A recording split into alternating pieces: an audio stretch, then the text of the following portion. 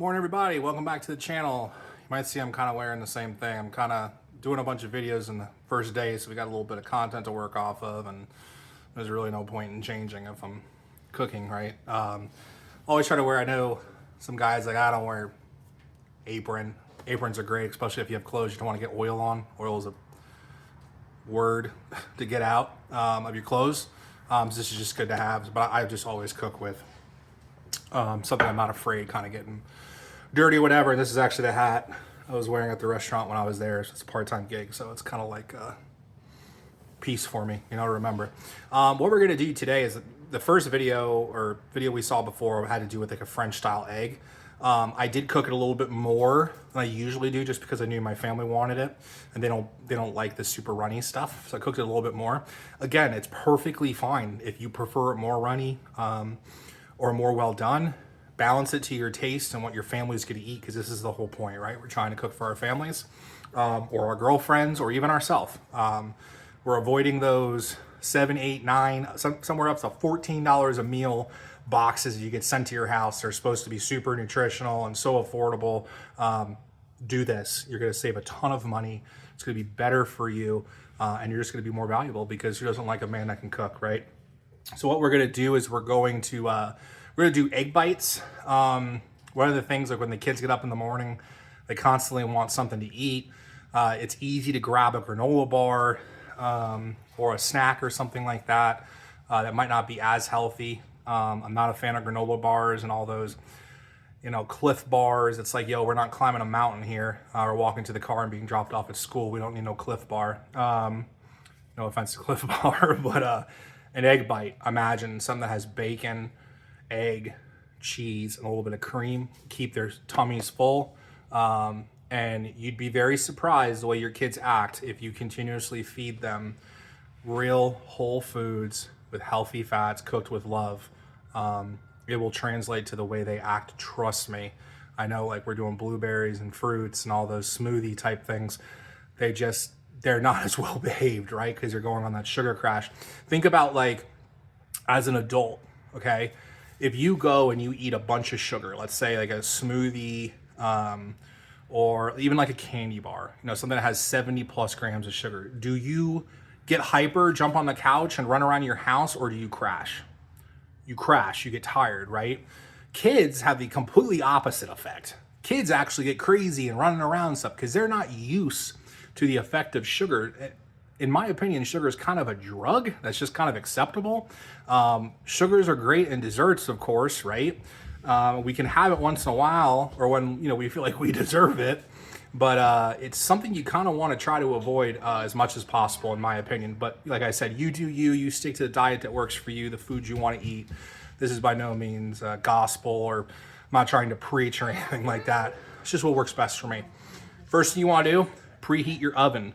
Okay, think about when you're cooking, all the different things. So let's say we have something that takes a really long time, okay? And then we have things that take a short amount of time. We want to work in a progress steps that makes cooking easier. So if we do our mise, remember mise en place, sorry for the French, I don't speak French, but that's what it's called. We do our mise, we have everything laid out, we're ready to go, okay?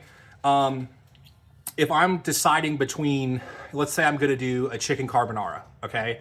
And I'm gonna cook my pasta in water. I'm gonna have fresh pasta, and then I'm gonna cook my chicken. If I cook my chicken and my sauce, then I start my water, what was the point of that? Boil the water first, have the roaring boiling going, get the chicken and the sauces going, and then when you're kind of getting close to that chicken time, pasta goes in 6 to 7, 8 minutes, however you want it, al dente or whatever.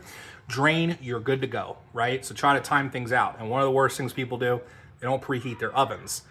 If you're cooking things that say 375 for 15 or 20 minutes, that means 375 at a stove that is preheated and ready, not a stove that you start, you put it in, you hit 375, then you hit the timer. You're doing yourself injustice.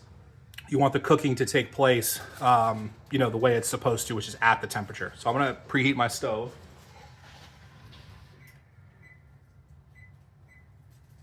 And I'm gonna do 375. If you lower the temperature down It'll make it take a little bit longer, but sometimes you're not going to get that form that you want, like with an egg bite. So we want the egg bite to be something we can take out of our hand and put in a bag and eat on our way to school or eat at our desk. It's not super runny. We want it handheld, right? So like when you go to Starbucks and you pay like $15 for 2 of them, I know it's not that expensive, but like those sous vide eggs, these are 1,000 times better and they cost literally nothing. And then you can go to Starbucks and get your foo-foo drink or whatever it is, and you already have your egg bite, so you're saving money there. So yeah, we're gonna preheat our oven. The next thing we wanna do is get a muffin pan. I usually keep my pans below.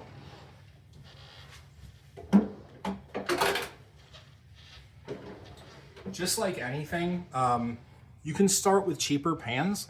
The pans don't make the cook. The pans and the knives just kind of help, they assist as you get more passionate about cooking. I do recommend kind of spending a little bit of money because when you're cooking with something that's nice quality, a nice blade, it just feels better when you cook. When you're cooking with things not good quality, it doesn't feel as right, but again, we all start somewhere. I'm a big La Creuset fan. These are some baking pans and muffin pans I got for my wife for Christmas. This is some of the best quality you can buy, in my opinion, if you take care of them. These do not go in the dishwasher. Do not put things in the dishwasher when it comes to pans, knives, and pots and things like that. You can kind of get away with it if you have something like a Bosch that doesn't have like a heating element. It just uses the heat from the water, and it uses the inside of the tub as how it kind of heats the stuff. So it's not going to get as hot, which will ruin things. But I still don't put them in the dishwasher if you don't have to. I know it sucks to clean things sometimes. I'm a big advocate of the cook never cleans, but it just doesn't work in this house for some reason. So, yep, got this. And you're gonna kind of see as well, my kid wants mac and cheese. And I'm not cooking 2 things at once, at least from scratch. So we're just trying to find cleaner things. Goodles, I think is the name you call it, Goodles. For the most part on the back, it's not bad. It's got some chickpea protein. It's got some canola oil. And some sunflower seed oil I'm not a huge fan of, but it's better than some of the stuff you can get at the store, and they like the flavor, so I'll stick with it. So if you see a pot boiling of water, you know why. It has nothing to do with the dish we're actually doing. But yeah, so it's called multitasking, right? So if you're in a kitchen, sometimes you got wings down, you got a burger going, you got a chicken breast going for a sandwich, you got chicken parm going. You could have like 5 or 6, 7 different dishes at a time going in a kitchen, and it's a band, it's a dance, right? It's how things kind of flow. Things will never work out perfectly in a kitchen. It's just, being agile. So I have my water boiling. I have my stove preheating. That's the steps we're taking early to prepare ourselves for either a dinner rush or, prepping a meal. Because this is the stuff that takes time. I mean, it takes 15 minutes. Sometimes boiling water can take 15, 20 minutes, So yeah. So I'm gonna point the camera thing down and kind of show you the mise en place and what I'm gonna do and stuff like that. And this is super easy to do. I sometimes use ham, but I'm gonna use bacon this time. We're gonna have to cook the bacon, so there's a little bit of step in it, a little bit longer. But if you have like pre-cooked bacon, you can use that. I prefer cook the bacon yourself. Don't buy the pre-cooked stuff at the store. It's usually got tons of preservatives and stuff to keep it shelf stable. It's shelf stable is usually not a good thing unless it's like butter or cheese. That's usually okay, or it's actually usually always okay. But yeah, same with eggs. Eggs can be shelf stable as well, but once you put them in the fridge and they bleach them and everything else, they kind of do have to stay in the fridge. But farm fresh eggs, you can just leave them on your counter. Same with butter. You don't need to do that. So yeah, bacon we're gonna do. I'm just gonna hold this stuff up so I don't have to move the camera. But I'll kind of show you what I'm doing.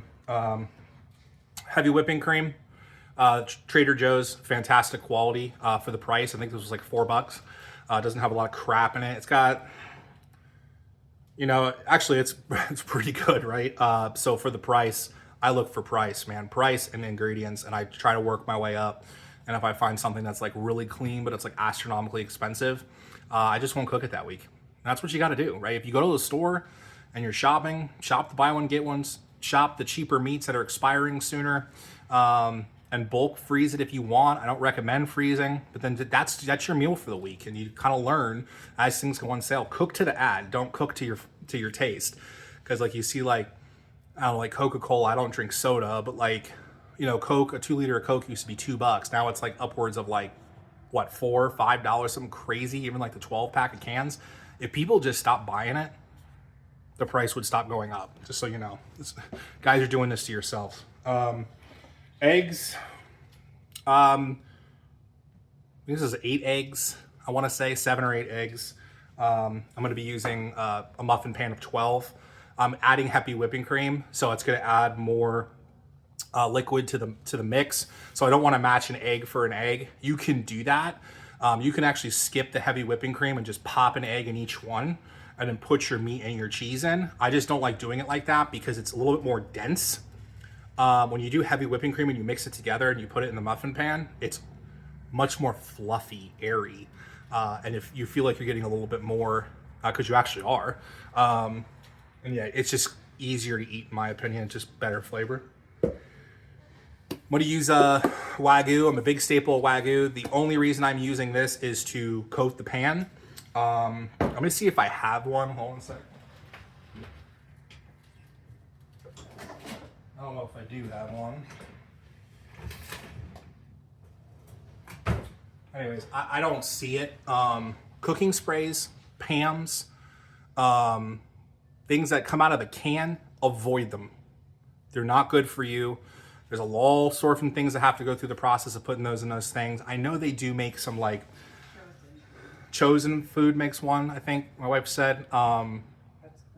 That's cleaner, but it's like, why are we doing this? To make it a little like, to save 30 seconds to 45 seconds in my opinion. And it's usually cheaper. There's usually a reason why it's cheaper. So yeah, try to avoid that. So here's, I already showed you my muffin pan. I got my bacon, my salt, my pepper, my eggs, cheese. Okay, so let me talk about cheese. You can have an intolerance to cheese, so be careful. If you're following a keto or carnivore diet, you do want to be you want to be careful on the cheese just because it is sugar. I mean, it's natural. There goes my oven going off. It's natural sugaring, whatever you want to call it. I'm not a farmer, but you know, so there's sugar in cheese. And that lactose can have an effect on your digestive system. It can lead to things like IBS and stuff like that. Never had that issue, but if you do, try to cut back on the cheese a little bit. Cabot brand? Yeah, Cabot brand, it's lactose free. So maybe go look for them too and try that. If you look at, so talking about cheese, shredding your own cheese is 1,000 times better than buying it in a bag. And if you flip the bag around, you will see all these different caking agents. And anything that says OSE usually means sugar. And I don't remember the exact ingredient, but they actually use a type of wood chip to help make the cheese a solid form and not stick, because cheese usually is naturally fat. So you don't see it as much as this because I made it really thin, but it will clump together. You'll have to like pull it off the sides. That's natural fat. You don't get that with bagged cheese because there's all these natural caking agents to stop it from sticking. You're putting that in your body, so make a choice there. Nothing against Kraft and store brands. I'd stay away from those. Cabot's great. Sargento used to be awesome, but I'm seeing a lot of crazy stuff with Sargento now that I don't like, but I've just moved completely to a block. And you can just grate it with the cheese grater. You can get a handheld one in a restaurant. We bought one for like 25 bucks on Amazon. It works good. It just cuts it really small, which is usually fine because when you shred a block of cheese, you'd be amazed the amount of cheese that you're eating if you actually like see how much you use. So cutting it a little bit smaller helps you kind of reduce that cheese. If you don't, cheese doesn't work for you,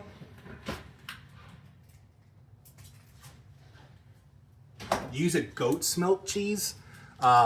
This is Celebrity. There's a lot of good goat milk cheeses. But if you look at the back,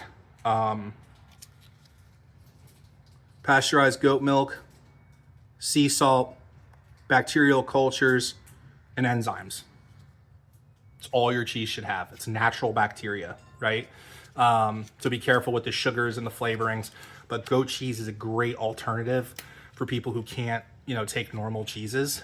Or you get IBS and you're like, I don't care, I love cheese, right? I actually had a friend that did that, so no worries there.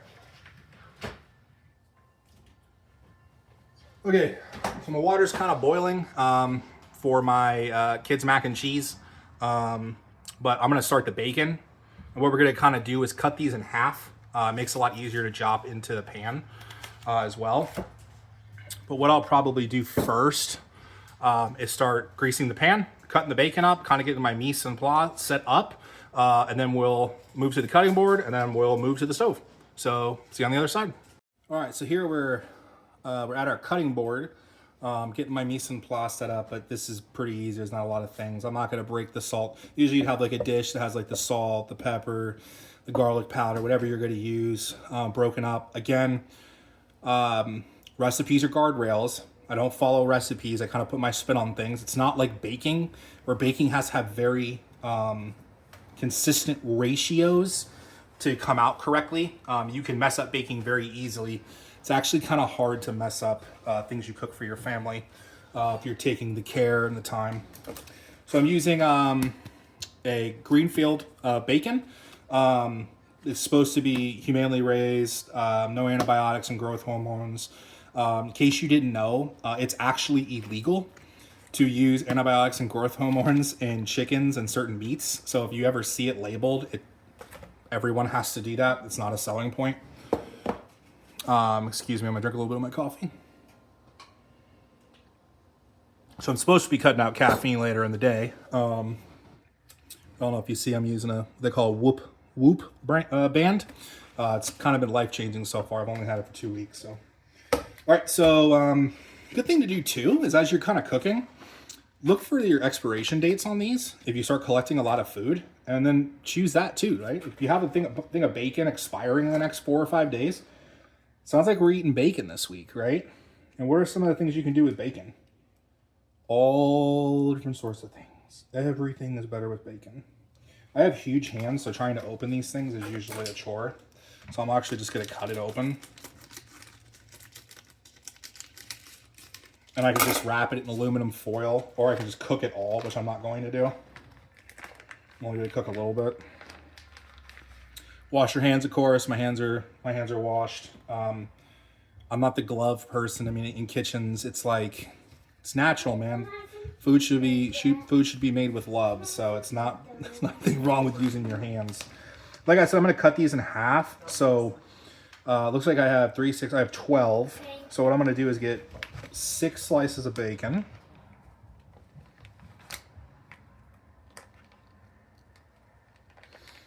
Okay, and you can actually buy bacon in its in a fat back at Costco if you want. A lot of the times with those, there's no flavoring. It's not salted or sugared down with like nitrites, I think they call them, which is the natural part of the curing process. So it has a little bit different of a flavor.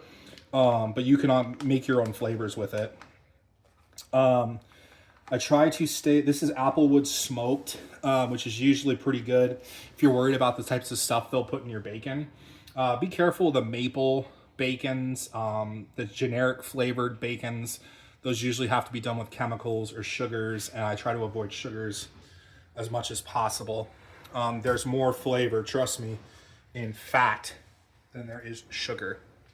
So what I'll do is I'll just cut these in half, which you don't have to do. You can actually just get them started on the stovetop, which funny enough, I'm kind of breaking my own rule. I haven't even started my stovetop, so I'll be right back.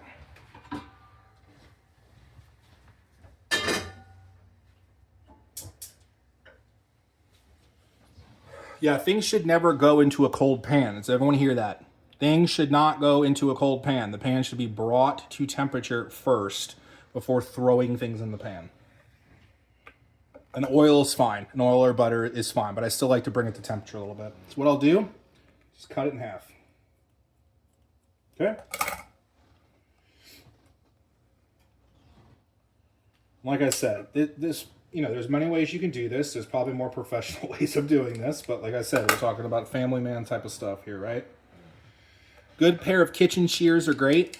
Don't use normal scissors if you don't have to.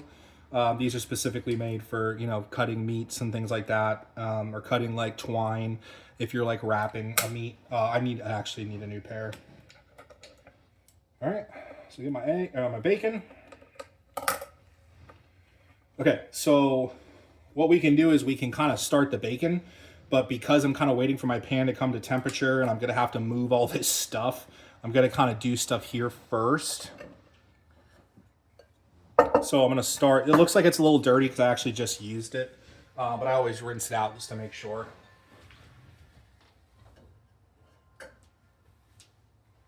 My wife moved to doing the pasta, the macaroni and cheese, so I have to tell her that she needs to make sure she's stirring it, but she's not. So there we go. All right, so now she's mad at me. She's giving me a face. So we're gonna do the eggs, and like I said, flat, not on the side. Okay, just works better for me and not getting shells in there. You want to off-put someone with scrambled eggs very quickly. Put a shell in their scrambled eggs. I just dropped eggs on the floor, or eggshell. That's okay. Worse things have landed on my floor, trust me. Try to use as much egg as possible. Of course, we don't waste. If you like to farm or grow things, eggshells are an amazing composter to add to your soil. I have not done it because it's just there's only so much in the day to take on a project or a hobby. But just when I was looking at things I can do with eggshells, that was one of the big things. And look, I actually got an eggshell in there because you guys are distracting me.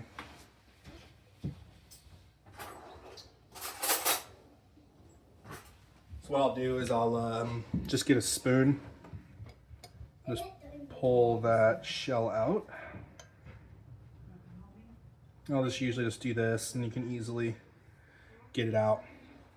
It's best to check before you do any scramble, because as you scramble, it's going to be 1,000 times harder to find it. But yeah, there's nothing else in here. Cool. All right. We're going to do a heavy whipping cream. Now I used 8 eggs. I think it's 7 or 6 eggs, and I asked for a half a cup of heavy whipping cream.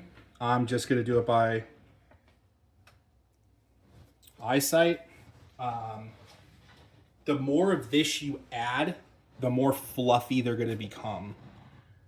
And they'll actually expand over the top of the pan. So if you've ever done something like a Yorkshire pudding, you know how they blow up over the pan if you do it correctly, that will happen. Okay, so you can salt first, but what I actually like to do is to break it up, and then I'll salt each individual cup.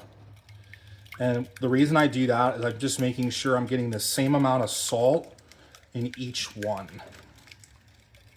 And granted, you're not going to be within milligrams per se, but you know, getting close enough is fine. Okay, so I'm just making sure I'm working this best as I can. You don't want to work it more and more because you'll actually will form peaks and get it more rough. It's a little secret, right? The more you whisk or the more you knead, the harder it will get. It's like if you're making biscuits and you're kneading a lot and you're doing it hard, you're actually going to make the biscuits tougher. Just a little bit of a secret on why your grandmother's biscuits are always better than yours. It's because she usually has arthritis and her hands are not as strong as they used to be, so she can't knead as hard. So they're softer. Same thing with pizza. So if you ever go to a real Italian pizzeria and the bread is very airy, it's because they don't put it in a mixer. It's soft and it's airy. If it's doughy and like tense, like a Papa John's or a Pizza Hut, they're putting it in a mixture. Or food mixer, a processor. I can't even think of it. A kneader, you know, a mechanical thing that helps knead all the dough. That makes it tougher. The pro to that is that pizza will be good the next day in the fridge. Pizza that is not kneaded by a machine and done by hand, and it's better the first day, the next day it's nowhere close to as good. So there's a pro and con to everything. My wife is again doing the macaroni, so I appreciate her there. Like I said, get a towel. Always have a towel on you. Don't use your wife's nice towels, please. Trust me, I know from experience. Get your pan set up. Again, we're not using sprays. You can use melted butter if you want with a brush. Which you can kind of move around in there.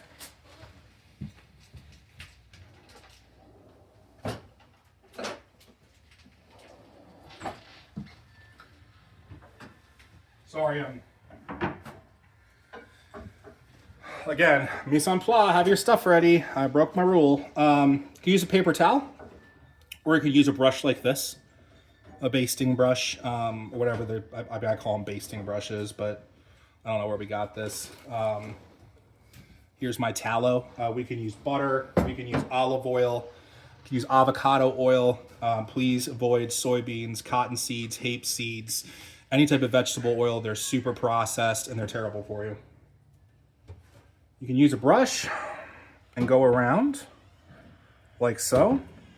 Paper towel you could do too. Just be careful with the paper towel because you don't want to score your stuff. Paper towels can be rough on certain things. Like, don't ever clean your computer screen or your TV screen with a paper towel. It is rough, right? So it can damage a surface. So use a microfiber wipe for those types of things. Or if you're doing this, use a brush. You don't got to get crazy. Just try to make sure it's on the sides all around. So if you ever cook like muffins or any type of food in these pans and they don't slide out and you're like gotta soak them and all that stuff and they're just a humongous pain in the butt. I'm trying not to curse, so this will reach more people. But it's a big pain in the butt. It's because your pan or your thing is just either lower quality and you need a new one, or you did not grease your pan well enough. It should slide out. Because you're cooking with super high fat things, just be careful. Use very hot water and soap to clean. It's gonna get very greasy because of all that fat. So if you're on a septic system, just be mindful that we're not pouring things like that down the drain. I just use a paper towel and I'll just soak it in hot water for a few minutes.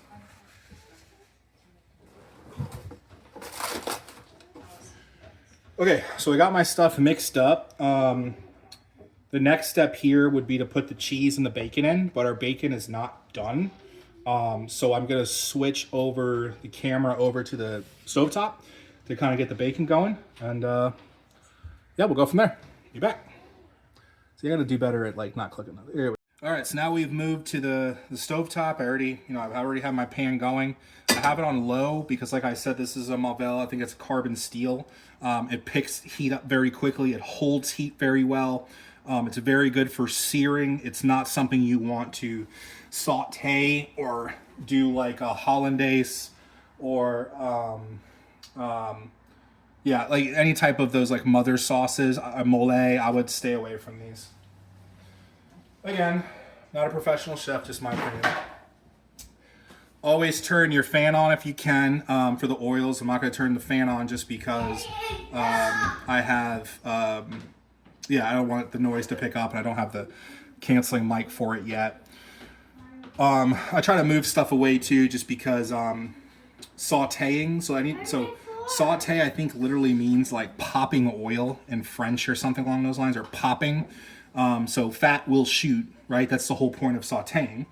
I've seen people do this, like here's the macaroni and cheese my wife made for the kids. I've seen people cook bacon in this and put a top on it so they don't get that huge mess. I don't like the way that bacon tastes like that. I just notice a difference. You can also do it in the stove if you want. If you don't want the huge mess, just lay it on a flat pan. You can do it that way too. Again, not a huge fan of doing it like that. I believe that you got to work for it, right? But at the same time, you want to work smart, not hard. I always say time is the one thing we spend where we don't know the currency, right? So this is just bacon grease. So when I'm done, I'm going to pour my bacon in here. I wouldn't use the cold one.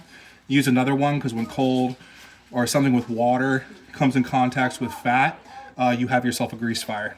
Not good. All right, so pan should be hot. You can just kind of use your hand to feel it. I'm going to turn it up just a little bit. All this black or brown that you see, this is natural to the pan process and the flavoring. This is the way it should look. This metal should never touch this pan. Very, very light soap if you want to use it. I just use really hot water.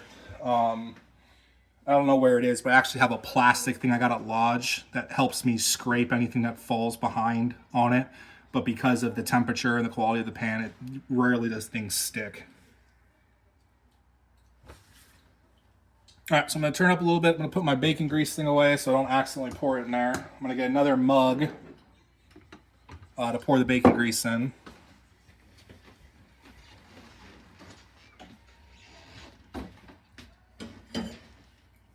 And what I'll do is I'll move my muffin pan over here so we don't gotta change up the camera and all that craziness again. All right, so I'm just get my bacon ready. You want to try to lay it each side down where it's making direct contact with the pan. So you hear that sizzle, it means your pan's hot enough. You don't hear a sizzle, you should be warming your pan up. And listen, you don't got to get all crazy with lining them up like this. If you're just the type of person that just wants to throw them in, go ahead, man. It's cool. Like, just trying to get an even cook on each piece of bacon. And if you're in a rush as well, it's just hard to kind of wait, right? And listen, this pan will get hot all around. If it's a good pan, so it doesn't have to always be on the bottom. But, you know, the good thing to do is you want to try to just move it around. Make sure things are evenly getting cooked. So I'll just kind of do this. Yeah, I mean, it's not ideal, but it's fine. Like I said, use something plastic, rubber, something along those lines. You don't want to add any type of oils, bacon grease, or butters to this because bacon's a naturally fatty, so the fat's going to release from the meat, which will be your natural non-stick. I guess you could say oil or fat, but this will be non-stick. I'm going to turn the temperature up a little bit just to kind of speed the process up a little bit. Yeah, so I'm going to let the bacon cook. Like I said, my family prefers more of like a wiggly bacon, I guess you can call it. They don't like the super crisp. You also have to be mindful that this is going to get cooked again in a stove. So it's safer to cook it a little bit less, put it in your egg bites, and then cook it in the oven because it's going to be in there for 20 to 25 minutes. It's still going to cook. You don't want to overcook it so much. But what's not going to happen a lot of times, if it's in all that cream and egg, it might not get as crispy as it would if it was just kind of by itself, right? So as you can see, there's no sticking. Maybe a little bit, right? But here's what happens when you cook. The proteins on the surface will self-release from the pan if it's at the right temperature. If you have it too hot, it will stick sometimes, right? But if you're using the right oils, you're using the right temperature, you will know when to flip or to move when the meat has naturally released from the surface. So if you're on a grill and you're like, you know, trying to get that burger off and it's just not coming off, it's because your temperature is either too high, which is usually pretty rare on a grill, or that meat protein has not self-released from the top. It should come right off, and it should not be mushy, right? It should be a firm, flat surface. Because when you cook something hot and quick, it's called searing, and the whole point of searing is to lock the flavor on the inside of the meat.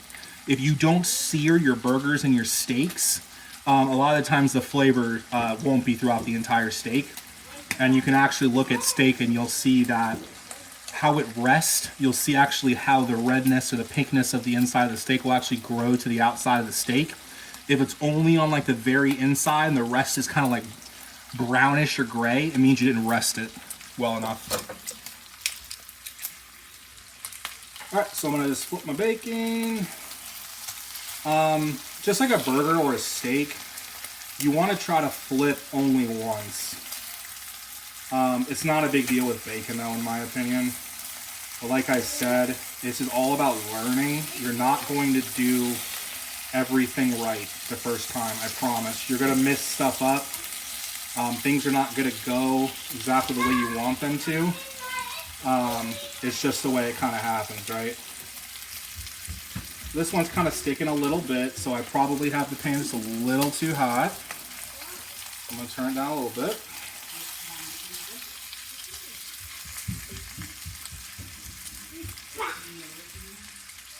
I'm just flipping these all around. Hopefully I don't forget one. As you see, this one's like kind of hotter on this side. You can just kind of move the pan a little bit, work with it. These pans shouldn't have hot spots, but you know, sometimes as you move the pan around, yeah, you just get you get things hitting different hot spots. Again, not a big deal, guys. So I'll kind of get them all to the middle now that I'm kind of comfortable. They're all making contact. So I'm just going to kind of keep cooking these a little bit. Yeah, and kind of wait for them to get going. So I'm going to let this work.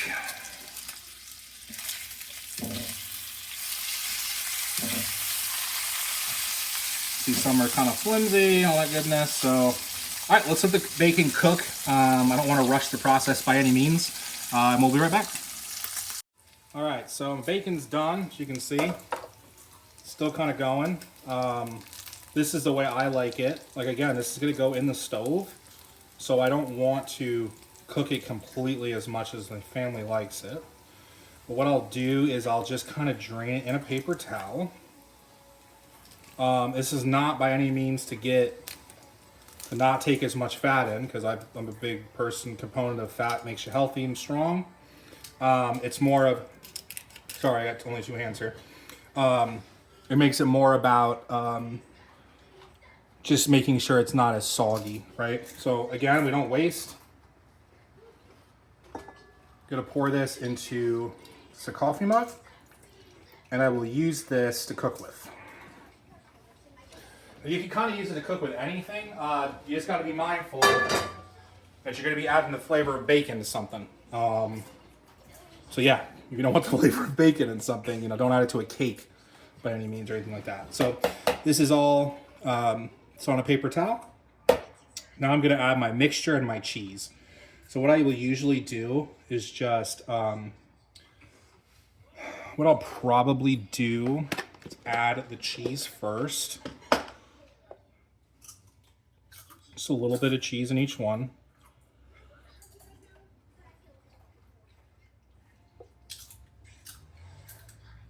You don't have to add cheese if you don't want. I've made this with goat cheese before and it was delicious. My kids are not a humongous fan of goat cheese, so I don't use it as much as I'd like to. And yes, I wiped my hand on my apron. It's perfectly fine. That's why we wear aprons. I'm going to take my slice of bacon. I'm going to put it in each one. So, you know, each piece is going to have a half a slice of bacon, probably about an egg, and a little bit of cheese, right? You can add whatever you want. You can do onions, peppers, you can use ground sausage. I'm over one, so that you know what that means. I get to eat.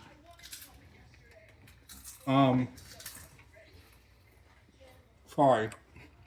Probably my mouth full. You can add ham, sausage, your meat of choice. Make sure you brown it first. Cook it halfway. So we got this is all good. We might be a little bit over, which is fine. That could just be we use too much cream. But you're gonna want to pour it in each pan about 3/4 the way up. Or not 3/4. You want to leave a little bit of space on top. That one was probably too much. And what you're trying to do is make sure you have enough. So like I might be pouring a little bit too much out the gate. And like I said, I did use a little bit less whipping cream than it calls for. But just kind of start small first. So we're a little short on one, probably like these two were a little short, but like it's perfectly fine if you want to add a little bit more heavy whipping cream and like an egg, which is probably what we'll do.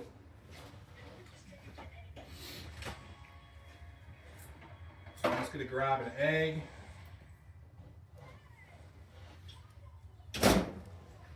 And some whipping cream. Again, this is the whole point. This is the whole process, right? We try our best not to follow recipes. We make a mistake, it's easily fixable. And I already got a shell. 2 shells. Killing it.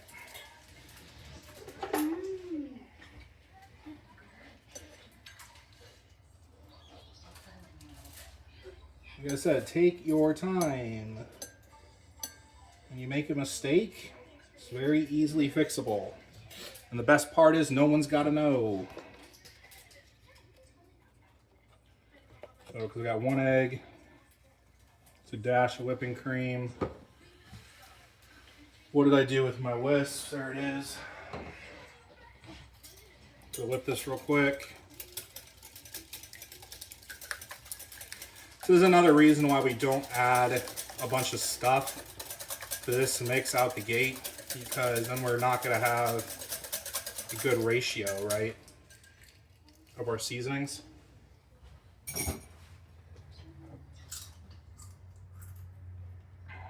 So we'll just top it off.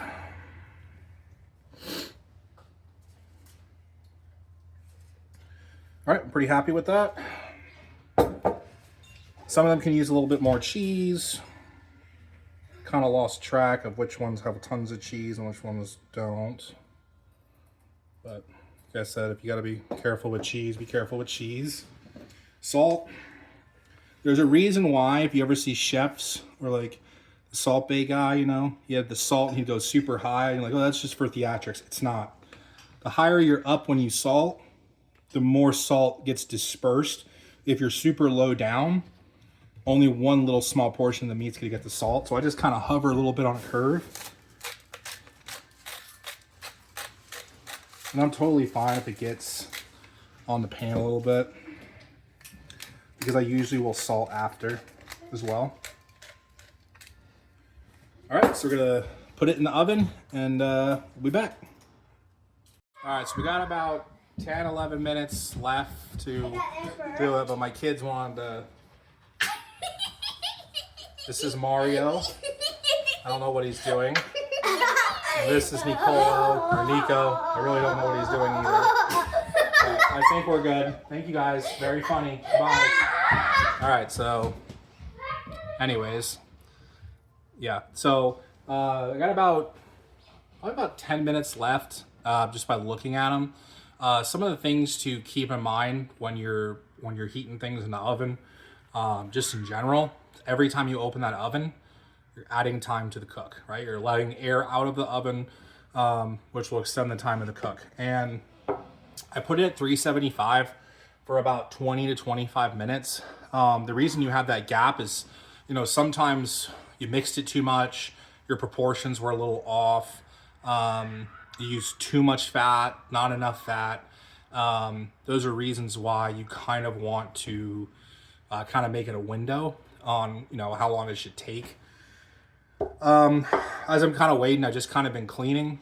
It's a good idea, clean as you go, especially if you're, you know, in the restaurant business. They always say, like, You know, a clean desk is a clean mind. Like, it's a focused mind. A desk that's full of stuff, it's really hard to be productive. It's the same thing with your kitchen surfaces.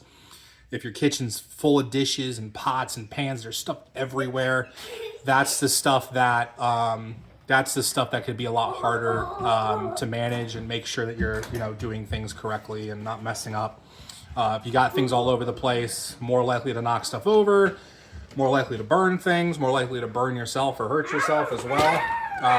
So yeah, here's my kids, just family man type stuff, right? They don't listen when you tell them to do certain things. So again, about 8 minutes left. I'm just kind of cleaning up.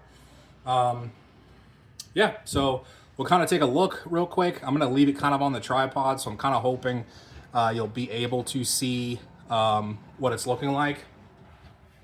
I know it's against my rule of opening the stove, but there almost should be popping a little bit, like Yorkshire puddings or muffins.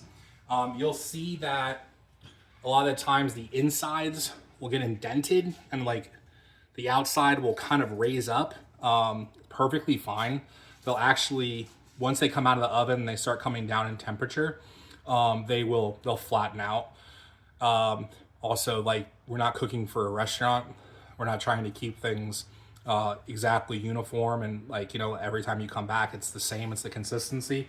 It's more about the flavor. You want to make it look pretty, of course, but don't worry about that too much. I have a paper towel sit down on my cutting board, and that's just to help me kind of place them out.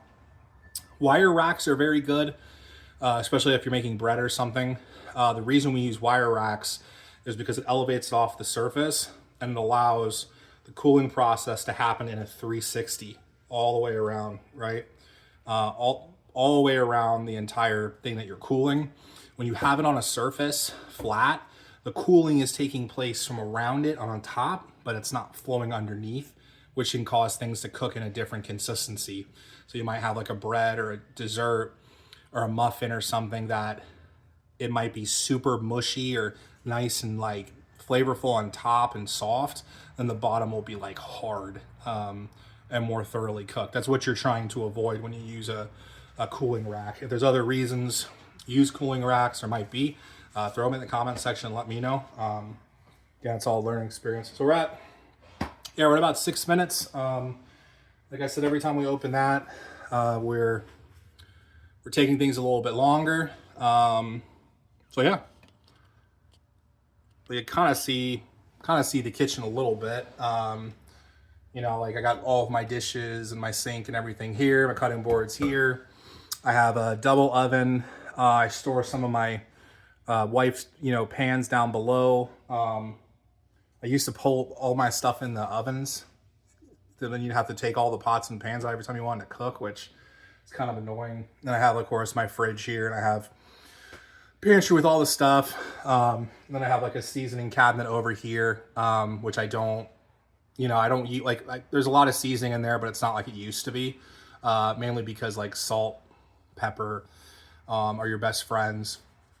Try to avoid as well, like if you're adding garlic to things, get fresh garlic, mince the garlic, press the garlic, soft, slow in the beginning with a little bit of oil or butter to get the fragrance of the garlic. And once you start to smell that fragrance, then you can start adding your other things.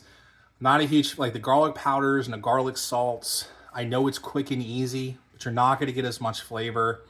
Redmond does make like a salt garlic mixture and a salt onion mixture, which is really good as well, which you can use. Those canned minced garlics, I think they're like quick garlic or instant garlic, and they're in like those oils or waters.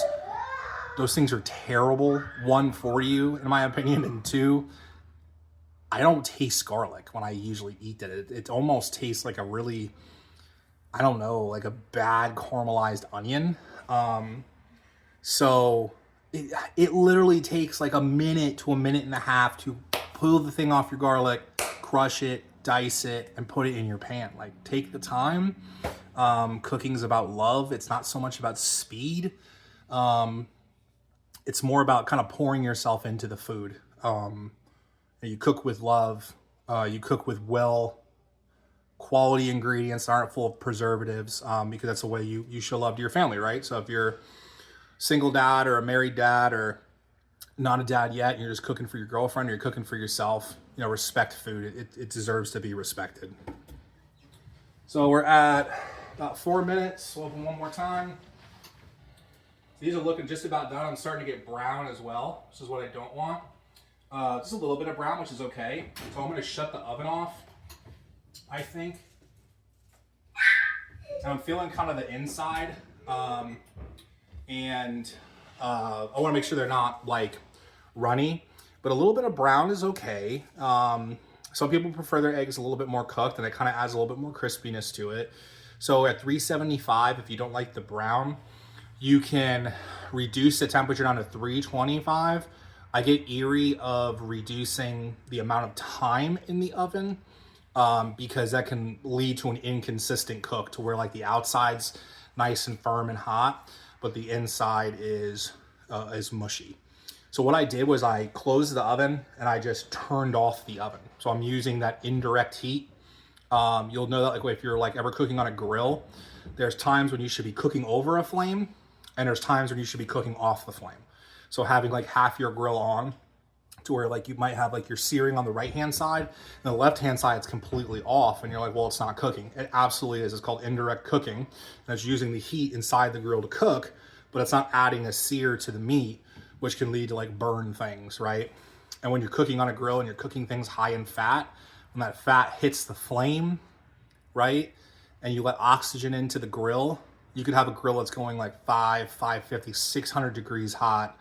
And then you got yourself a problem where you're either going to have like a little small grease fire outside, or you're going to just char the ever living heck out of your food, which you might like.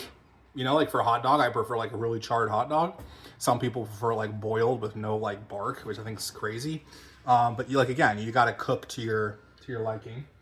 So yeah, we're about 2 minutes out. I'm going to pull them out of the oven. And just kind of, like I said, I'm kind of like still cooking them a little bit. So just for editing purposes, I'm just going to shoot this down. Actually, let's get out of the oven first, right? I actually have a matching mitt. I put it on a pan, but I'm just going to use a towel. To just use a towel over your hand is perfectly fine. You don't need oven mitts and all that craziness. Just be careful of the towels you use. Some are going to be a lot less good for heat.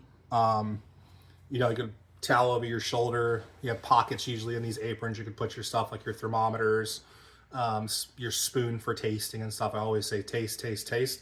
It's kind of hard to do this because like in a muffin form, so you're not able to like so much taste as you go, because it's a raw egg. I know people that actually have eaten raw eggs and actually do it to train, so it's actually safe, but don't do it, I guess. So let me get it out.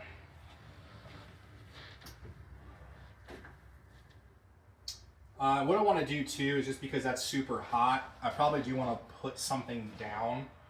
Let me get another towel. It's probably perfectly fine, to be honest, but I'm just being conscious of it. You can get like little heating rags too that will help with that. All right, so I'm gonna go grab my towel. Use 2 hands. I'm just gonna use one. Watch me drop it, but use 2 hands.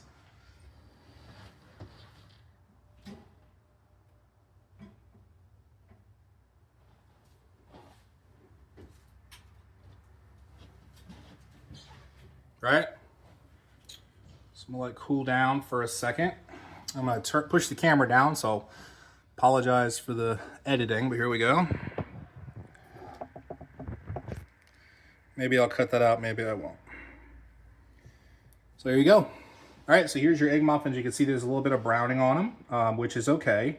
Like I said, it doesn't, it's not a big deal, but if you prefer them a little bit, here's my timer. Okay, Google, stop the timer. I do have a timer on the stove. I've stopped the 20-minute timer on your kitchen display. So there you go. I had them in for 20 minutes at 375.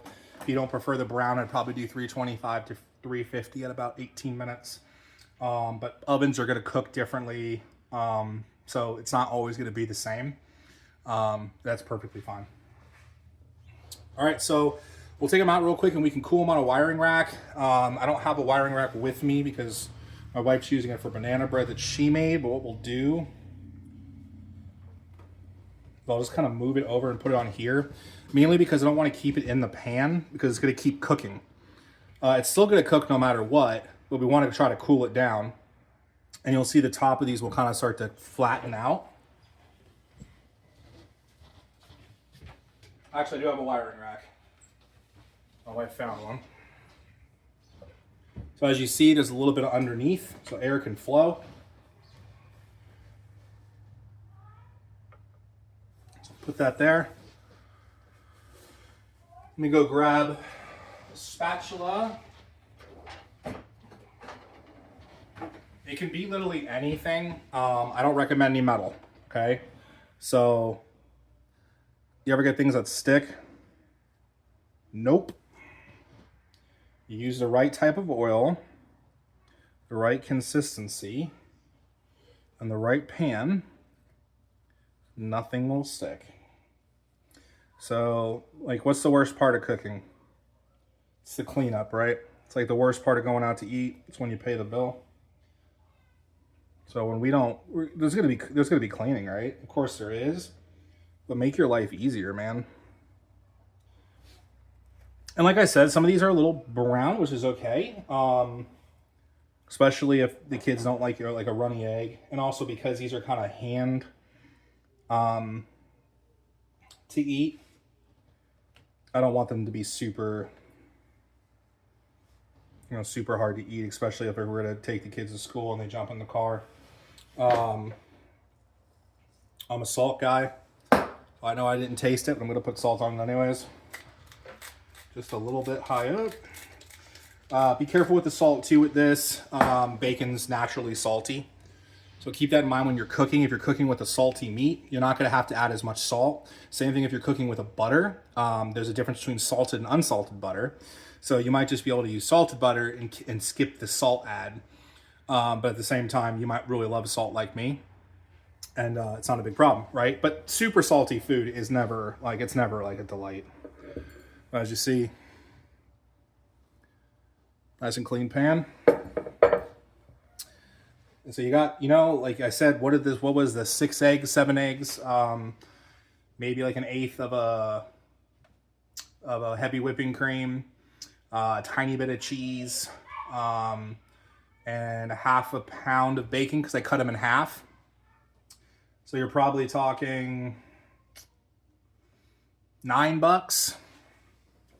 1, 2, 3, 4, 5, 6 breakfasts. You have two a day. You have 6 breakfast meals for the kids for like $9.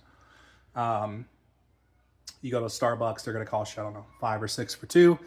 Not gonna be as good. They're gonna be full of preservatives. Same with, you'll find like the sous vide bites in the grocery store. They're not bad, but 2 of them you're talking $4.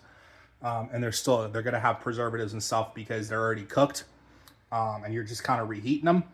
So there's got to be some sort of stableness to it for it to sit in the fridge for X amount of times. But, these can sit in the fridge for a week, probably a little bit, well, not a week, sorry. You can probably sit in the fridge for about 4 days just because there is bacon in them. My rule of thumb with meat is 4 days max. Be super careful with chicken and fish. Try to keep that around 3 days. But, meats in general could be 4. So yeah, that's my... that is my egg bite. You can do this for dinner. You can do it for breakfast. You can do it for snacks. It's just a cheap way to cook healthy, which is what I'm shooting to aim for. And just trying to shoot for things that are kind of simple, that you can, if you have no cooking experience or kind of afraid of a stovetop or something, you're trying to impress somebody or just be more valuable in your relationship or whatever it may be, this is a great way to start. Let me know if there's any dishes or things you'd like to cook. Is any type of meats you'd want me to kind of say, hey, like my family loves tacos, but it's kind of a pain in the butt and I don't get the right flavor. What should I do? We can do tacos. Steaks are really popular in our house. Tacos. Breakfast for dinner is really popular in our house. Italian food's very popular.